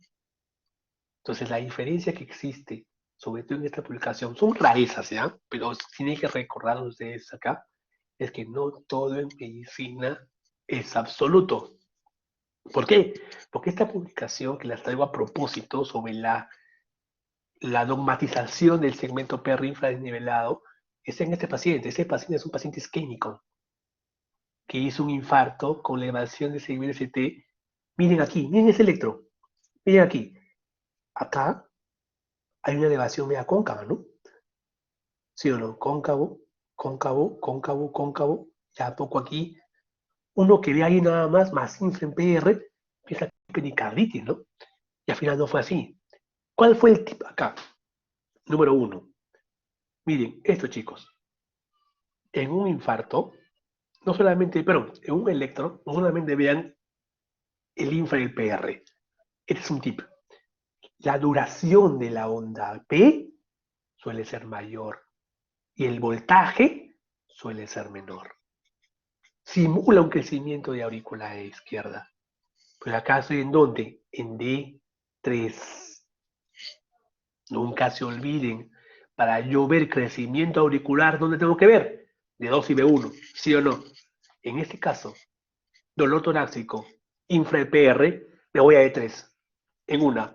Sin D3, yo veo que el voltaje en la P está bajo y la duración es mayor a 100 milisegundos, como acá, la pienso 2 veces antes de llamarlo pericarditis. Doctor, ¿algo más para poder sustentarme? Claro que sí. Segundo punto, el QRS. El QRS, ¿de acuerdo? Suele ser un poquito más prolongado. Miren aquí, vamos a ver acá. Disculpen que sea un poquito meticuloso con esto, muchachos. Miren aquí. Esto que está acá es el QRS en D3. Este es el QRS en ABR y el QRS en ABL, representado por la línea naranja. Pregunta, ¿duran igual? No. Mire la duración del ABL. Es chiquita. Y mire la duración en D3. Es mayor. Por lo tanto, esos cambios discretos de la duración del complejo QRS no se ve mucho en pericarditis, se ve más en patología isquémica. Y tercer punto, la prolongación del QT no es igual en todas las precordiales. Normalmente, si es difuso, debe ser igual, ¿no? Pero miren aquí, el QT en D3, acá acaba la onda T, ¿ya? Miren la onda T aquí, en ABR, ya acá, bacán. Pero miren ABL, el intervalo QT final de T3 no coincide con el intervalo final QT de ABL, inclusive abarca el punto máximo de la onda T. Eso también es muy sugestivo, diferenciación de los QTs. Bueno, esos son tips que, créame, si bien es cierto, no le va a servir mucho para los exámenes convencionales, pero para su internado sí. Ahora, y esto que les digo, del QT, del QRS, pensará que no, doctor, me estás mediando con muchos datos, a mí no me sirve la pepa nada más, falso. Esto es de 2014, muchachos. Y ha salido criterios electrocardiográficos para pericarditis aguda. Entonces, esos datos que les he dado es lo mismo que acá. Grábenselo, por favor. Créanme que van a hacer la diferencia. Y esto es demostrado total, ¿no? ¿Por qué? Porque si yo tomo en cuenta el dato del PR más el dato del QRS más el dato del QT, el área bajo la curva de ROC, ustedes lo saben mejor que yo porque ya han llevado mi estadística, y bueno, están con toda la cultura de la medicina basada en evidencia. La verdad, estoy muy orgulloso de mi universidad. Yo también soy de la Richie, estoy orgulloso porque está creciendo en investigación, ¿ya? Esto lo domina más que yo. Ustedes saben que yo tengo una prueba diagnóstica o criterio diagnósticos que su área bajo la curva de ROC sea mayor al 65%, esta prueba me sirve mucho más a mí como screening, ¿sí o no? Yo veo esto aquí. El área bajo la curva de ROC para este tipo de situación llega al 91%. Sirve esa triple asociación. Y el modelo C es eso, lo que incluye la duración del complejo QRS y no QT, como les dije, y sobre todo también acuña o también adopta el PR infranivelado y el ST superado en forma difusa. ¿Ya? Listo. Ahora, y tras el enfoque de pericarditis aguda, es una cosa un poco larga, vamos a tratar de acabar un poco más rápido, es esto, el enfoque bioquímico. Eso es clave. No existe parámetro bioquímico específico de pericarditis. No existe. Hablo de pericarditis, no hablo de daño pericárdico, por si acaso. Son cosas distintas. Número 2. El 30% presenta una elevación de troponina. Eso se llama miopericarditis. ¿Ya? Ahora, acá hay dos términos que ustedes tienen que diferenciar. Una cosa es miopericarditis y otra cosa es perimiocarditis. No son lo mismo. Miopericarditis, dato clave, siempre tiene función sistólica normal. Puede elevar troponina, pero no tiene hipocinesia, no tiene baja presión de inyección, no tiene una función sistólica preservada. En cambio, los pacientes con perimiocarditis, fracción de inyección disminuida, trastorno de motilidad, sobre todo en cara anterior-septal, pueden simular inclusive a nivel ecocardiográfico un patrón isquémico, a grandes rasgos. Claro, hay una cosa que lo podemos diferenciar por métodos ecocardiográficos, ¿no? Pero así a grandes rasgos, lo primero que ven en una ecovisión, hipocinesia en cara anterior, cara septal, infarto. Hacemos más cosas y vemos que es una perimiocarditis. ¿Ya? Ahora, ¿qué es lo que sucede aquí? Todo paciente que ingresa a urgencias, troponina, ¿no? Ya. Dijimos que, me imagino que ya les han dicho en su cursillo que la troponina en un Zika no me sirve, porque el choque sindrómico y el cardiográfico. Obviamente, mientras más alta la troponina en un Zika, obviamente el pronóstico es mayor, no es malo, ¿no? Porque se presenta mayor, entre comillas, mayor cantidad de tejido miocárdico muerto. En cambio, en una miopericarditis no repercute el pronóstico la troponina. Punto clave recordar, ¿correcto? ¿Qué marcadores yo voy a usar para seguimiento de los pacientes? Y sobre todo ver que la parte inflamatoria baje, BCG y PCR, nada más. ¿Ya? Y sobre todo el PCR de alta sensibilidad para los valores elevados, ¿no? Listo. Seguimos. ¿Cuál va a ser el algoritmo de estratificación de los pacientes con pericarditis? Eso sí, es pregunta de cajón. Los pacientes que tengan criterios mayores o predictores de alto riesgo para ese tipo de eventos, al toque se hospitalizan. Doctor, ¿cómo yo defino los riesgos? Alto, moderado y bajo. Alto riesgo va a ser un predictor. Suficiente. Riesgo moderado. No tiene ningún predictor, pero el dolor no baja y tampoco la clínica disminuye a pesar que recibe AINES o tratamiento inflamatorio. Riesgo intermedio. Los riesgos intermedios también se hospitalizan para estudios, ¿no? Y los riesgos bajos a su casa.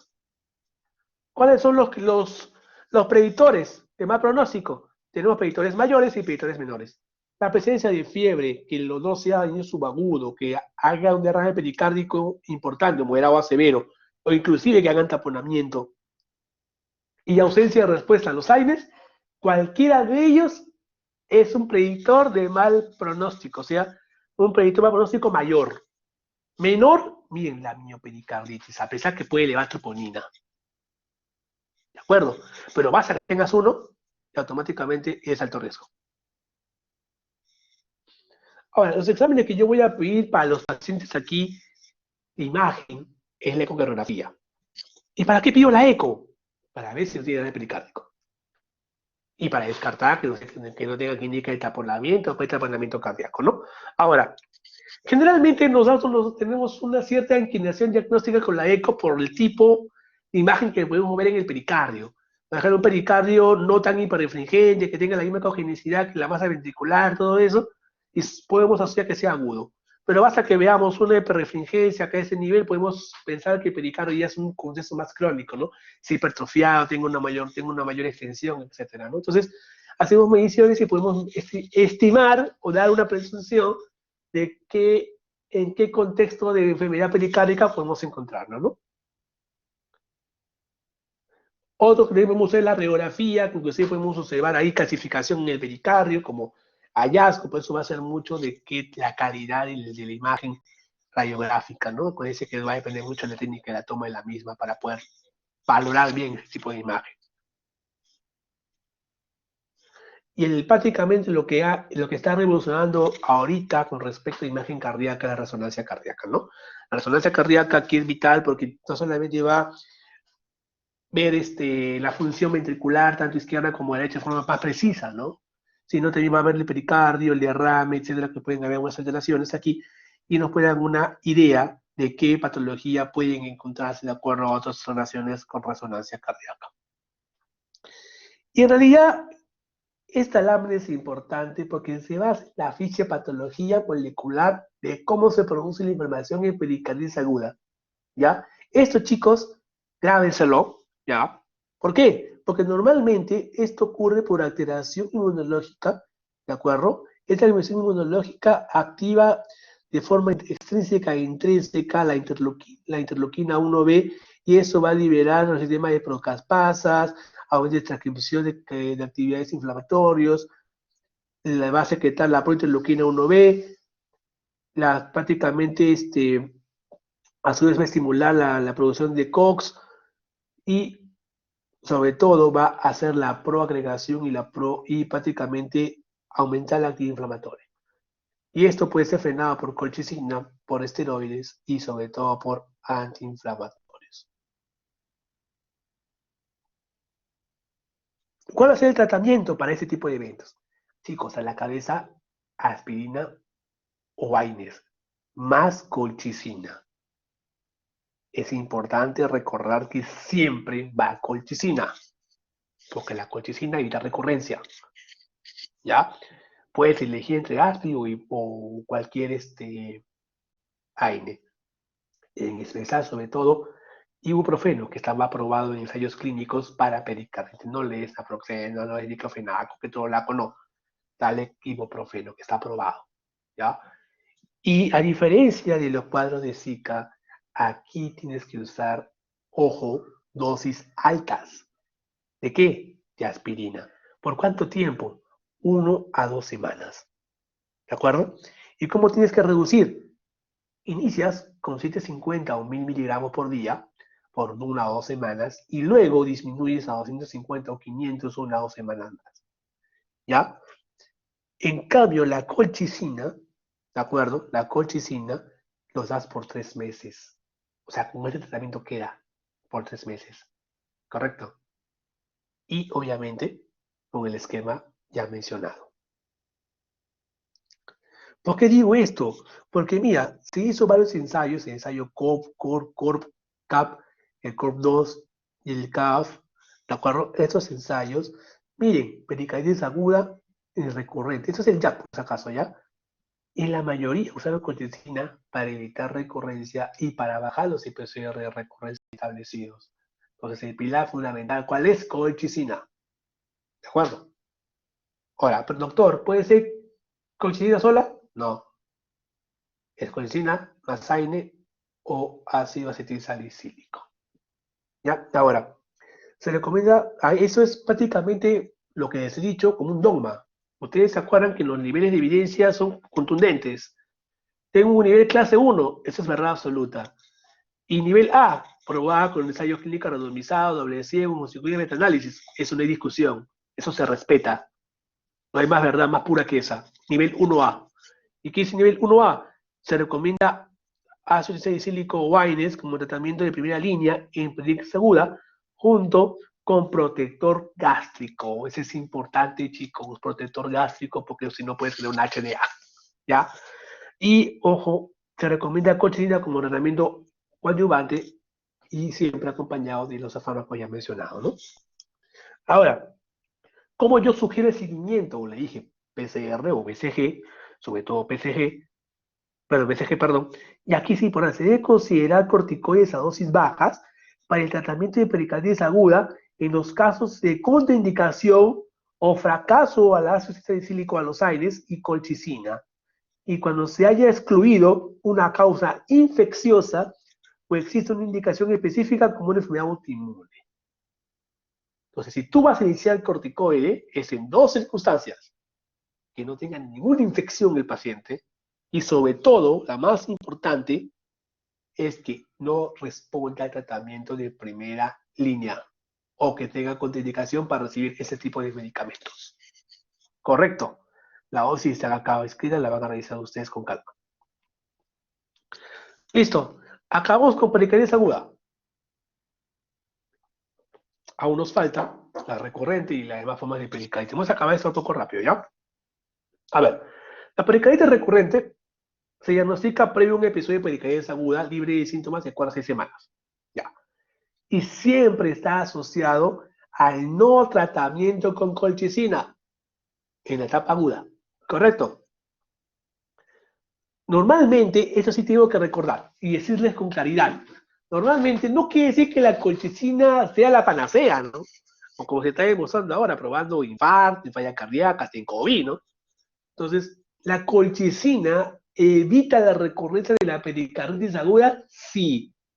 Absolutamente no.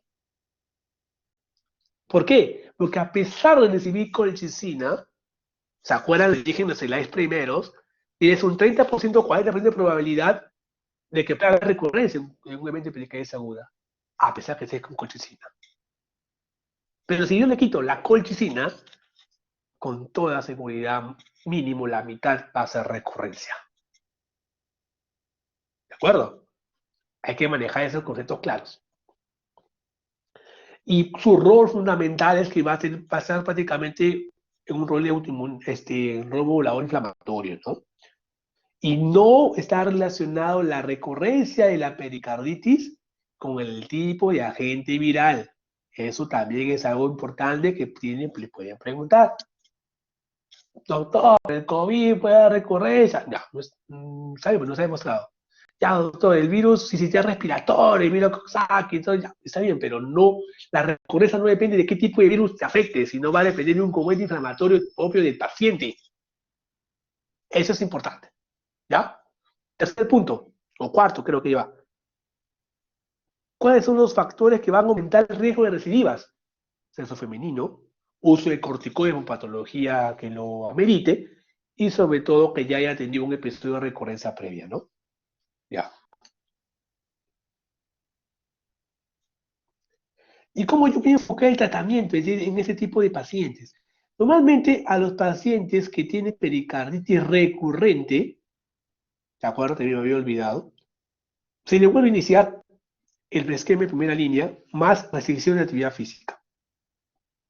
Los pacientes con pericarditis aguda también se le tiene que hacer restricción física de actividades, lo que les pueden actuar en el rol inflamatorio, ¿ya? Si no funciona esa primera línea, usas corticoides a dosis bajas. Si no funciona corticoides, terapia inmunomoduladora o anakinra, y si no funciona eso, sacas el pericardio. Así de sencillo. Pero a pesar que sacas el pericardio, también puede haber recurrencia. Es menor, pero igual puede haber. ¿Ya? Ahora, acá están las dosis. Y a diferencia, y acá sí tengo que tener bien claro, a diferencia de la pericarditis aguda que el acetil salicílico y el ibuprofeno sea 1 a 2 semanas, aquí el tratamiento dura semanas o meses. Aún dicen hasta 6 meses inclusive. La colchicina por lo menos 6 meses, ¿no? Por lo menos. Acá más o menos semanas o meses y vas regulando y titulando de acuerdo a la respuesta que hay, ¿no? Pero colchicina mínimo 6 meses. Y eso es importante. ¿Cómo yo voy a medir o cómo yo voy a tratar, o sea, mejor dicho, cómo yo voy a justificar la pericardiectomía? Un ejemplo, ¿no? Pone que el paciente tiene indicación para pericardiectomía, que, que el dolor siga con el medicamento inmune, que siga siendo grave pericárdico, que siga llevando enzimas inflamatorias. Tengo que modular el tratamiento inflamatorio, lo más que pueda, ¿no? Con más moduladores inflamatorios, etc. Pero si tengo, ojo, aquí es importante, si tengo reactantes inflamatorios negativos o que me traduzcan inflamación no activa, ¿de acuerdo? Pero el paciente sigue con dolor, chao pericardio. ¿Correcto? Pero si el paciente sigue con dolor y hay inflamación activa, no pericardiectomía. ¿De acuerdo? Seguimos. A ver, ¿qué es lo que nos dice? Otras alternativas al tratamiento para la pericarditis recurrente. Bueno, la anakinra, en ese caso, es un modulador inflamatorio muy importante, ¿de acuerdo? Y se hizo un estudio, el estudio Active Trial. Este estudio es un estudio randomizado que probó la anakinra, que es un inhibidor de interleuquina 1B, ¿de acuerdo? En los pacientes con pericarditis recurrente versus medicación convencional, ¿no? Inició con una dosis de 2 miligramos por kilo, máximo 100 miligramos por día, por 2 meses, y luego si respondía al tratamiento, es decir, baja el dolor, baja los reactantes inflamatorios, pero sobre todo dolor, lo seguía con 6 meses de tratamiento continuo, ¿no? Entonces, vieron ahí los resultados, y yo, sorpresa, la anakinra demostró disminución de dolor, disminución de recurrencia, disminución de radio pericárdico en los pacientes con pericarditis recurrente en comparación con la medicación convencional que era AINE o salicílico más colchicina. Entonces, en este grupo sí demostraron usar anakinra, ¿no? Pero como dijimos, vimos el algoritmo previo, solamente si no responden, pruebas con este tipo de terapia. Y prácticamente la anakinra se justifica de su rol inhibidor de factor de interleuquina 1B y tiene todo este espectro de acción y de trabajos con evidencia, pero prácticamente es eso, ¿no? Su rol inflamatorio junto con la colchicina y sobre todo recordar que la colchicina inhibe el inflamosoma, en cambio la anakinra inhibe el factor, la interleuquina 1P. Acuérdense que el inflamosoma es el más marcado como coenzima, va a la redundancia, para la transformación de prointerleuquina 1B en interleuquina 1B. Y ese interleuquina 1B favorece la producción de COX-2, donde es el punto de target de los AINES. Y esto genera liberación de prostaglandinas, o prostaglandinas en este caso, ocasiona dolor. Por lo tanto, ¿cuál es el outcome o el objetivo primario para probar mejoría de recurrencia? Chau dolor. Listo. Y aquí vemos prácticamente otro inmunomodulador que es el rilonacept, que está ahorita en fase 2 de su publicación, y están demostrando igual, ¿no? Que este fármaco también puede tener un rol importante como inmunomodulador en los casos de pericarditis recurrente. ¿No? Ustedes tienen estudio. Por lo tanto, la pericarditis recurrente, recordar unas cosas puntuales, el tamponamiento cardíaco es un evento infrecuente en esta patología, más asociado a dolor incesante, dolor que no calma con la medicación habitual, y la complicación más, por decirlo así, que más temida es la pericarditis constrictiva, que inclusive puede llegar a ser falla cardíaca a mediano y a corto plazo, pero es muy raro encontrar esta complicación con la pericarditis recurrente. Ideal un tratamiento que no responde a corticoides, metotrexate, obviamente vigilar sus interacciones y su utilidad, aún no está totalmente tan validado, pero es válido usar ese tipo de fármaco. Y la pericarectomía como último recurso y sobre todo para mejorar calidad de vida. ¿Ya? Y a pesar de que pueden sacar el pericardio, puede inclusive haber dolor post cirugía. Ese es otro mensaje. Con la pericardiectomía no se garantiza la ausencia de dolor de tipo pericárdico post cirugía. ¿Se reduce una gran cantidad? Sí, casi un 80-90%, pero hay un 10-20% que puede tener también ese tipo de dolor. ¿Ya? Entonces ya prácticamente aquí es la tabla de recomendaciones, que es prácticamente lo mismo que hemos hablado en el transcurso de la ponencia de pericarditis recurrente. Y ojo, acá es importante, corticoides no usados en primera línea, por favor, ¿ya? Y este también es otro dato vital, la normalización del PCR se debe considerar una reducción gradual del tratamiento de manera individualizada según síntomas y según viendo los niveles de PCR para ver cuándo se normaliza. Es decir, no hay un esquema así clásico, primero reduces el AINE, luego reduces el ibuprofeno, luego la penicilina, no, o sea, es de acuerdo a cada paciente y de acuerdo a un monitoreo de medios inflamatorios. Ahora, por lo tanto, el enfoque de pericarditis recurrente prácticamente quedaría así, ¿no? La pericarditis recurrente en este caso, si es que no responden al plan convencional, corticoides a baja dosis, anakinra, acitropina como alternativa también, o inmunoglobulina como arsenalina, y luego para el final la pericardiectomía, ¿no? Ahora, también pueden usar indometacina, ¿no? Pero como alternativa también de AINE, ¿no? Yo junto con la colchicina. Sin embargo, también ya en casos mucho más, más extremos usamos la inmunoglobulina para la inmunomoduladora en estos pacientes, ¿no? Otro tema importante que te hablar de los síndromes pericárdicos es el derrame pericárdico, ¿no? Que, como dijimos, lo normal es que sea hasta 50 cc el líquido pericárdico, por lo tanto, cualquier aumento por arriba de 50 cc que se considera como un derrame pericárdico, ¿ya? En segundo lugar, es el agregado más frecuente en las urgencias por patología pericárdica propia o sobre todo secundaria, a un proceso infeccioso, autoinmune o neoplásico. Tercero, los mecanismos principales siempre hechos a la cabeza, ¿de acuerdo? Por aumento de producción de líquido de tipo exudativo o disminución de su reabsorción por aumento de presión venosa sistémica. ¿En qué caso sea esto? en los pacientes con insuficiencia cardíaca, porque también puede ser de pericardio. Y está asociado a pericarditis, en este caso pericarditis aguda, casi un 50-60% de todos los casos, y pocos casos son de tipo idiopático, de causa idiopática, por lo tanto hay que buscar la causa placenta, ¿no? Suele demorar, siempre hay que buscar. Ahora, el riesgo de taponamiento sí se puede dar siempre y cuando tenemos estas condiciones, ¿no? Tuberculosis, neoplasia o hipertiroidismo. O sea, las enfermedades secundarias que pueden dar taponamiento cardíaco son esas tres, ¿ya?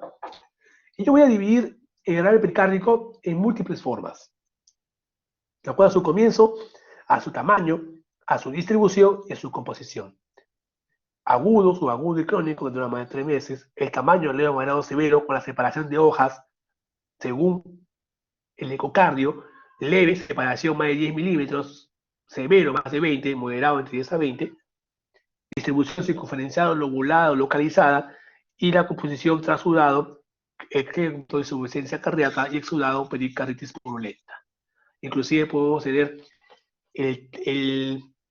algunas características con respecto a la coloración del líquido pericárdico, ¿no? Un líquido pericárdico citrino, sui generis, es más parece para tuberculosis. Un líquido pericárdico claro, más síntomas de fallas cardíacas por transudación. Un líquido pericárdico por contenido lechoso, prácticamente por una fístula de conducto torácico, ¿de acuerdo? Un kilo pericárdico se llama eso. Un líquido pericárdico hemático, a la cabeza tebia, a la cabeza neoplasias, o más raro, causa traumática, ¿no? Entonces, podemos ver de acuerdo también al color del líquido una posible etiología, ¿no? Que ya les he mencionado. Ahora, la principal causa de daño pericárdico, nunca se olviden siempre de la cabeza esto, infecciones, ¿ya? Ahora, con respecto a la manifestación clínica del daño pericárdico, va a depender de cómo se produzca la velocidad de producción de este líquido, ¿no? Como le dije, eso va a depender mucho de los mecanismos compensatorios de la adaptación de la presión intrapericárdica. Ahora, mayormente otros son asintomáticos, ¿no? Pero obviamente cuando son súbitos van a ser una clínica totalmente atroz de taponamiento cardíaco, ¿no? Otros síntomas pueden tener el ejercicio, ortopnea progresiva, ¿no? Torácico. Y recordar que casi un cuarto de los pacientes desarrollan taponamiento cardíaco si es un contexto crónico, ¿ya? Y de acuerdo a la severidad puede encontrarse de acuerdo a inconstitución yugular, ríos cardíacos de menor intensidad, y obviamente no es usual encontrar el frote porque el frote es el roce a las hojas del pericardio. Si tú tienes un derrame pericárdico, las hojas se van a separar, por lo tanto el frote no es frecuente encontrar en estos pacientes, ¿ya? Y aquí, en estos casos, si es mandatorio con indicación 1C, la toma de una ecografía para ver la severidad del líquido pericárdico, ¿no? Y ojo, si yo veo un líquido pericárdico por eco engrosado, lobulado, perdón, el enquistado, lobulado, en esos casos y con engrosamiento del pericardio concomitante, se recomienda la resonancia, una tomografía de corazón y de vasos para poder ver mejor ese tipo de alteración. Y el electro en un paciente con hernia pericárdico, la principal característica, sobre todo, es eso que está acá, que va a ser eliminación de voltaje de vasos precordiales. ¿De acuerdo? Esto va a tener una sensibilidad del 64%, una especificidad casi de 100%, valor predictivo positivo 96 y valor predictivo negativo casi al 90. Por lo tanto, es muy específico este hallazgo electrocardiográfico en los pacientes con derrame pericárdico importante. Y acá también es otro signo que tiene la especificidad 100% es esto, chicos, la alternancia eléctrica. Tengo complejos QRS de menor amplitud, pero con alternancia, o sea, un complejo de menor amplitud, otro mayor, otro menor, eso es muy sugestivo de radio pericárdico, con una especificidad casi 100% y un valor predictivo positivo del 100%. Pues se pregunta también, ¿cuál es? Los dos más frecuentes, disminución de voltaje, alternancia eléctrica. ¿Cuál de los dos es más específico? Alternancia eléctrica. El abordaje del tratamiento de derrame pericárdico obviamente va a ser importante la pericardiocentesis para buscar etiología. No solamente sacar líquido por sacar. Obviamente si tienes un taponamiento cardíaco sacas el líquido, no hay discusión. Pero si tienes un derrame pericárdico leve moderado, sácale un pericardiocentesis, cosa que le vas a ayudar un poquito. Y al mismo tiempo también estudia el líquido. Citoquímico, ADA, etcétera, ¿no? es complemento para ese sistema inmune, o sea, son las características. O tienes que sí o sí usar ese procedimiento para buscar etiología. Si tiene inflamación activa, trata la inflamación sobre todas las causas.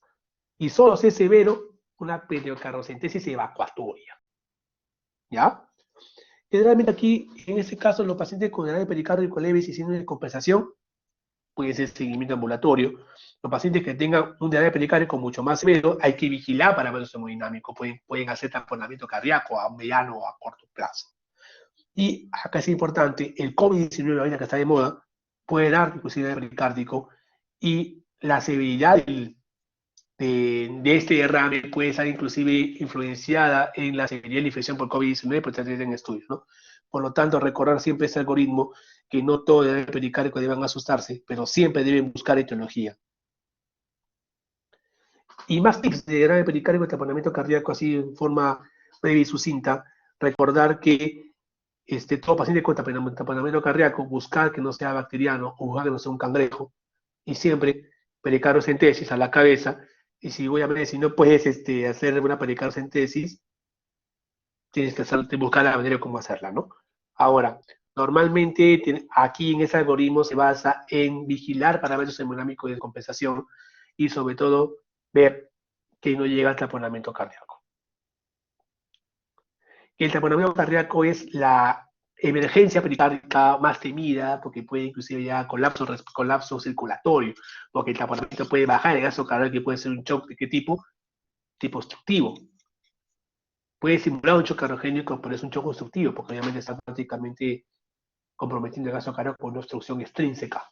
Entonces, esto que está aquí son los signos ecocardiográficos, que no viene el caso para ustedes mencionarlos, pero sí nosotros por ecografía podemos observar algunos signos de pretaponamiento y podemos tener una alarma y decir, y tomamos nosotros una decisión de hacer una pericardiocentesis o si no podemos, ya sea porque el pericardio está engrosado o un difícil acceso o no tenemos ni ecográfica en la mano, pedirle a los vasculares para que hagan una ventana pericárdica para evitar el colapso circulatorio. Ahora, ¿y qué tiene que ver esto con lo visto? La pericarditis congestiva puede dar taponamiento, ¿ya?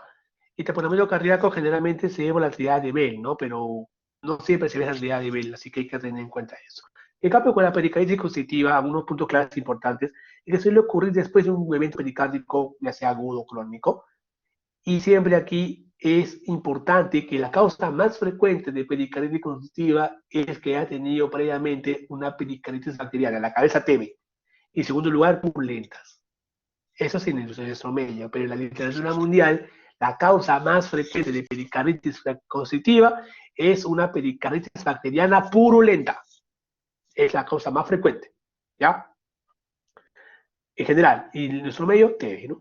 Y obviamente la clínica va a ser relacionada con la afección de la diástole en el circo cardíaco, va prácticamente a emular una falla cardíaca netamente derecha, porque recordamos que el pericardio se usa más a cavidades derechas, y sobre todo vamos a ver disney en el periférico y ausencia de crepitantes principalmente, y voy a ver hematomegal, etcétera, ¿no? Por lo tanto, hay que tener en cuenta que una pericarditis congestiva casi va a ser una secuela de una enfermedad pericárdica. Yo voy a encontrar pericardio engrosado en casi la mayoría de pacientes. Pero inclusive puede haber pericardios normales, pero lo más frecuente es que esté engrosado, ¿no? Y la pericarditis congestiva también puede dividirse en varios síndromes, ¿no? Pericarditis congestiva transitoria, efusivo-constrictiva, congestiva crónica, y el tratamiento va a depender mucho de cada tipo de etiología. Por lo tanto, casi todas se recomienda un ecocardiograma para valorar signos ecocardiográficos de pericarditis congestiva y hacer el diagnóstico diferencial con miocardiopatía restrictiva, que es ese tipo de hallazgo, ¿no?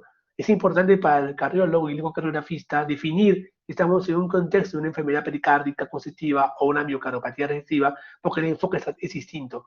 Si tengo una pericarditis congestiva, el tratamiento es pericardiotomía o cirugía cardíaca para descompresión. En cambio, una patología restrictiva es otro enfoque de tratamiento guiado a la causa per se. Y la imagen por ecocardiografía de una pericarditis congestiva, vamos a ver múltiples parámetros como alternancia eléctrica, ángulos inversus, con el peninsular, y la parte de la cirugía cardíaca, su parte, como le dije, busca despegar el pericardio, evitar que siga afectando más la diástole, pero ojo, no esto siempre trae buenos resultados, ¿ya? Y con respecto a las pepas del tratamiento para pericarditis constrictiva, recordar que prácticamente el tratamiento a la cabeza de la pericardectomía y el tratamiento médico suele tener poco papel importante con antiinflamatorios como un nivel de evidencia 2B. Las pruebas de imagen para enfermedad pericárdica tenemos de la ecocardiografía, la tomo y la resonancia, donde podemos ver aquí, obviamente, la más barata, la que tiene mayor acceso, la que también podemos valorar función, de pericárdico, algunas características del pericardio en sí, es la ecocardiografía como examen de elección de screening para los pacientes con enfermedad pericárdica. Pero si queremos ir mucho más específico, mucho más profundo, resonancia o tomografía son las alternativas, pero a la cabeza resonancia. Algunos datos con respecto a algunas condiciones clínicas para alto riesgo de pericarditis, obviamente a la cabeza, neoplasia, stevia, enfermedad autoinmune o infección viral previa para obviamente ver el riesgo que podemos tener para tener eventos pericárdicos. Ahora, es importante ver pericarditis por tuberculosis, generalmente son etapas crónicas de enfermedad, puede inclusive verse como evento primario, buscar siempre complejo de GO, porque puede ser una causa secundaria de tuberculosis, pero buscar siempre patología pulmonar concomitante, pero aquí siempre el gol estándar es la pericardiocentesis con búsqueda de ADA, pero si la ADA sale negativo, también puede ser siempre biopsia pericárdica. Es el gol estándar. Y eso ves ahí, ves la presencia de ácidos alcohol resistente, bacilos alcohol resistente, y también ves la presencia de los granulomas, ¿no? Ahora, para pericarditis purulenta, algunas pepas nada más, se recomienda siempre la pericardiocentesis de urgencia para el diagnóstico de esta entidad, como decía, el líquido pericárdico, ¿ya? Y generalmente tenemos que ver algunos datos generales de la química, bioquímica de ese líquido pericárdico, sobre todo buscar cultivarlo y buscar gérmenes comunes y gérmenes atípicos, ¿no? El tratamiento de la pericarditis purulenta, ojo, se recomienda un drenaje pericárdico para este tipo de evento y también antibiótico de amplio espectro para este tipo de patología, ¿no? Ahora, se debe considerar una pericardiotomía subsifoidea y el lavado de cavidad pericárdica, nivel 2A, es importante para obviamente limpiar todo rastro de infección, y con menor evidencia, obviamente, la pericardiotomía cuando haya adherencias densas, derrames loculados, subpurulentos, localizados, inclusive enquistados, o inclusive puede haber recurrencia de taponamiento cardíaco por ese tipo de evento. En esos casos, chau pericardio. A pesar, obviamente, de una infección, teniendo la máxima cuidado porque puede inclusive infectar miocardio y ahí es un grave problema. Y un dato por pericarditis TB, esquema específico para todos los pacientes de acuerdo a la sensibilidad del cultivo del ácido alcohol resistente, ya sea por pero cultivos convencionales, seguimientos, es prácticamente un esquema tuberculosis, es una clase entera para hablar de pericarditis TB, pero esos son los datos claves que le quiero mencionar. Tratamiento igual como un esquema convencional, y en segundo lugar siempre es importante ver la recurrencia de este tipo de evento y buscar sobre todo causas pulmonares o causas o extrapulmonares o sistémicas asociadas a este tipo de patología, ¿no? Y con respecto al pericárdico maligno, generalmente se recomienda aquí con nivel de evidencia 1B que si ya tienes un paciente con diagnóstico de pericarditis de metástasis o de una neoplasia terminal y sabes que ya tiene antecedentes de pericárdico por la enfermedad neoplásica, está recomendado la pericardiocentesis como tratamiento coadyuvante, tratamiento paliativo para bajar y mejorar los síntomas del paciente a pesar del contexto ya mencionado, con nivel de evidencia 1B, ¿no? Y si tenemos sospechas, y sí o sí se pide PAP o citológico para poder ver el tipo de alteración. Aquí tenemos que recordar que los marcadores autoinmunes, los marcadores tumorales no están tan relacionados, ¿de acuerdo? Eso va a ser componente de un sistema paraneoplásico. Y, ojo, acá también es importante, se recomienda drenaje pericárdico prolongado para pacientes con drenaje pericárdico neoplásico sospechado o confirmado para prevenir la recurrencia, ¿no? O sea, un drenaje pericárdico de larga duración y con eso puede vivir tranquilamente el paciente, ¿no? Ahora, y siempre considera la pericardiotomía cuando se puede hacer pericardiocentesis, y acá es importante, se debe considerar la creación de una ventana pericárdica por mini toracotomía izquierda para el tratamiento quirúrgico del taponamiento cardíaco maligno, un nivel de evidencia 2B. O sea, antes de pensar en toracotomía, drenaje pericárdico como primera elección. Y con respecto a ese es importante, con respecto a lo pericárdico, dijimos de que se ocurre más por fístulas de conducto torácico. Y como yo defino kilo pericárdico, no solamente por el líquido lechoso, sino por una concentración de triglicéridos mayor a 500 miligramos por decilitro, un cociente de colesterol triglicérido menor a 1, cultivos negativos y sobre todo predominio de linfos en el citoquímico del líquido pericárdico. Eso puede ser pregunta cómo definir un kilo pericárdico.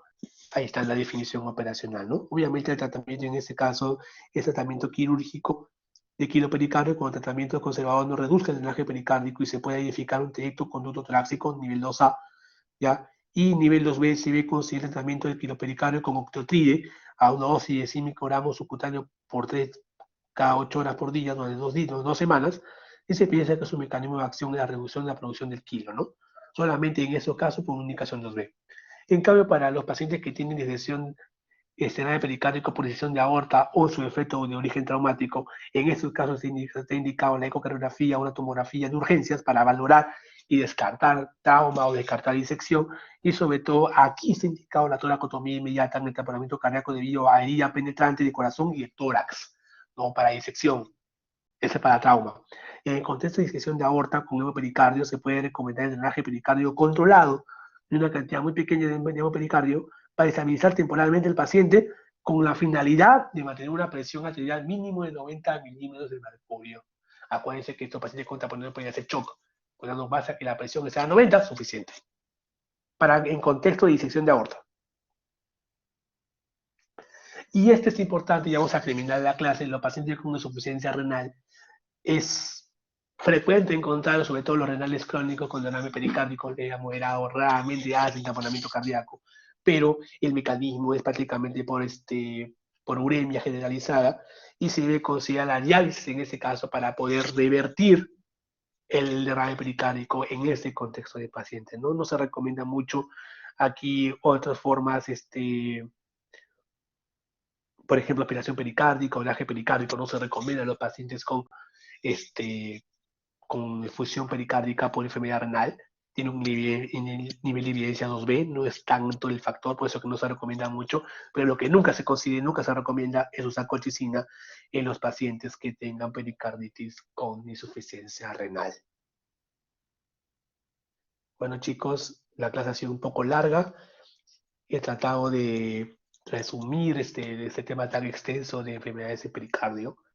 Espero que haya sido de su agrado. Más bien, me agradezco mucho su atención. Es un tiempo difícil el que les estamos pasando ahora. Más bien, mil disculpas por los detalles técnicos que tuve en la clase inicialmente que estuvo programada.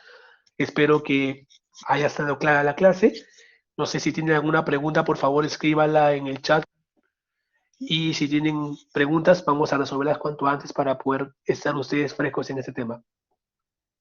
No, chicos, gracias a ustedes. Gracias, chicos. La clase de enfermedades del pericardio se la voy a pasar al delegado del Hospital 12 de Mayo para el día de mañana. Ya se la piden mañana a partir de las 6 de la tarde. ¿Ya? Perfecto. Veo que no hay preguntas, ¿no? O está tan claro todo, no hay preguntas. Ah, pericarditis urémica. Bien, Luisa, bien, perfecto. A ver, la pericarditis urémica con respecto a características del líquido pericárdico de por sí,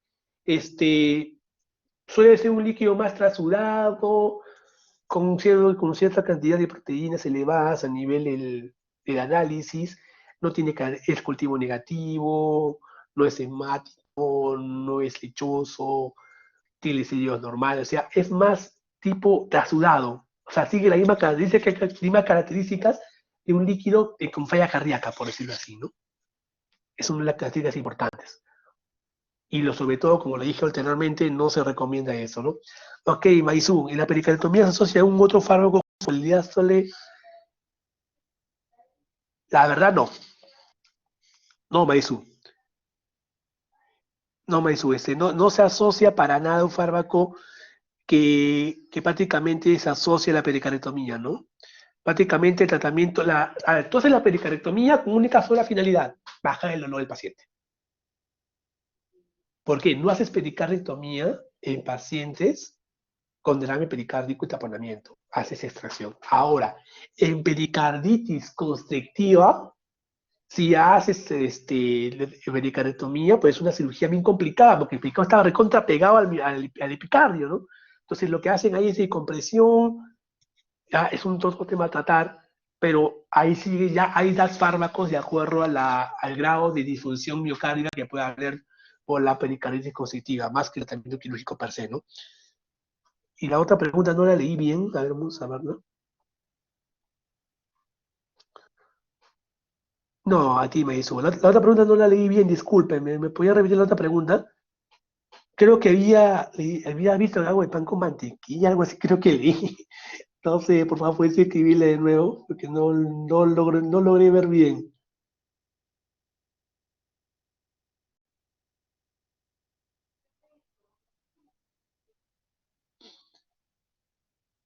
¿Ya?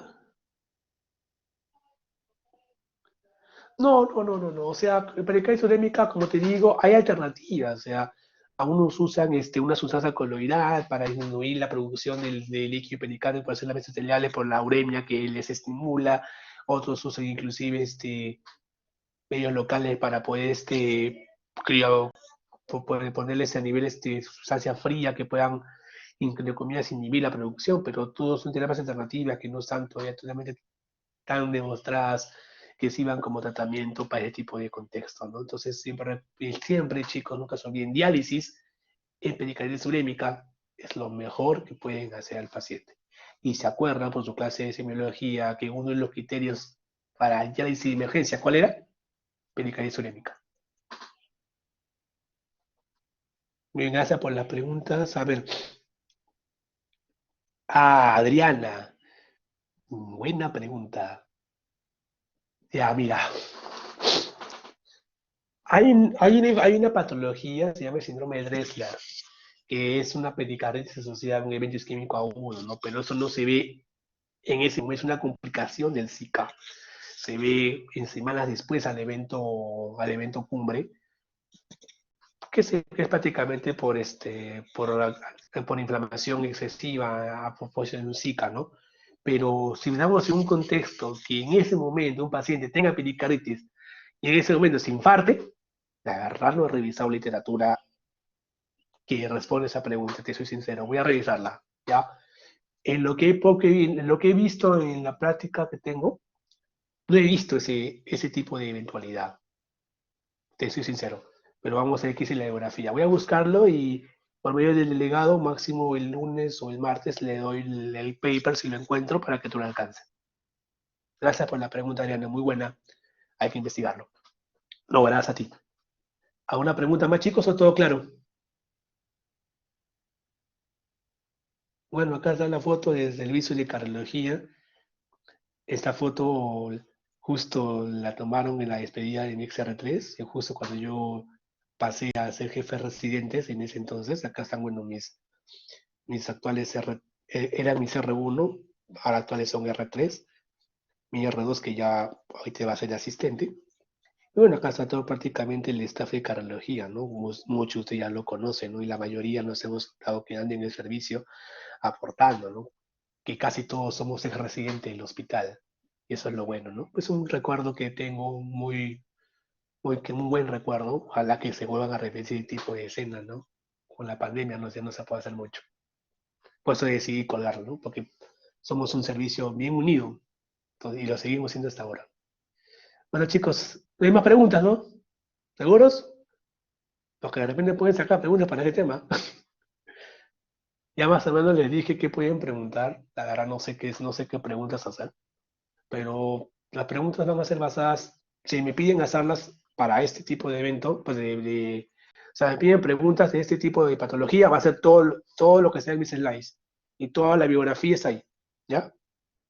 Ya, a ver, doctor, ¿el nivel de PR puede ser por alteración de estómago G? No. No, no, no, no, no, no, no, no, no, no. Es que, claro, o sea, puede verse por falla de toma, ¿no? O sea, obviamente, por falla de toma y falla de técnica, eso se ve, ¿no? No quiere decir que, a ver, vamos a poner acá las cosas un poquito claro. Un infranivel de PR aislado no te diagnostica ninguna enfermedad. Un infranivel acompañado de clínica te asocia o a pericarditis en la cabeza o a infarto de arteria en la rama arterial la circunfleja, como vemos en el caso que les mencioné del CATE. Entonces, su pregunta es, Yo le entiendo así, o sea, tu pregunta es, si yo veo INFA-PR solo, ¿puede hacerse por mala técnica de toma? Claro que sí, totalmente de acuerdo, ¿no? Pero si el paciente está con síntomas, todo eso, pensar que sea por mala toma de muestras, si tengo una clínica muy sugerente, no es lo más recomendable. Pero muy buena tu apreciación, Maizu. Chicos, ¿más preguntas o queda ahí? Ustedes dirán, ¿ah? No, gracias a ti. Bueno, chicos, ya que nadie más pregunta, entonces acabamos con la clase. Muchas gracias por su atención. Igual disculpen las molestias ocasionadas y también que la clase ha sido muy larga. Y ya, pues, nos vemos como grupo de práctica. Creo que el día 2 y el día 3 tengo práctica con ellos. Ya, ha sido un gusto dar en la clase, muchachos. Gracias a ustedes. Y bueno, pues, también es un gusto volver a mi casa, que es la Richie. Ok, cuídense mucho. Nos vemos. Hasta luego.